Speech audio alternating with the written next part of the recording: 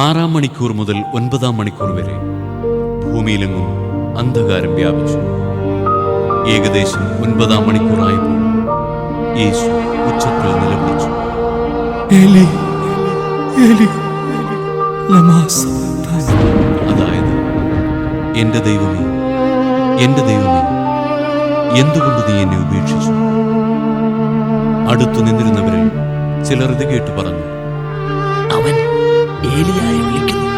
ഉടനെ അവരിൽ ഒരാൾ ഓടിച്ചെന്ന് നീർപ്പഞ്ഞിയെടുത്ത് വിനാഗിരിയിൽ മുക്കി ഒരു ഞാങ്ങണമേൽ ചുറ്റി അവന് കുടിക്കാൻ കൊടുത്തു. അപ്പോൾ മറ്റുള്ളവർ പറഞ്ഞു, നിൽക്കൂ, ഏലിയ വന്ന് അവനെ രക്ഷിക്കുമോ എന്ന് കാണട്ടെ.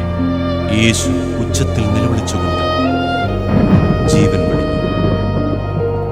അപ്പോൾ ദേവാലയത്തിലെ തിരശ്ശീല മുകൾ മുതൽ താഴെ രണ്ടായി കീറി.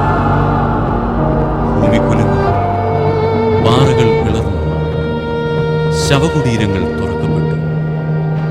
നിദ്ര പ്രാപിച്ചിരുന്ന പല വിശുദ്ധന്മാരുടെയും ശരീരങ്ങൾ ഉയർപ്പിച്ചു.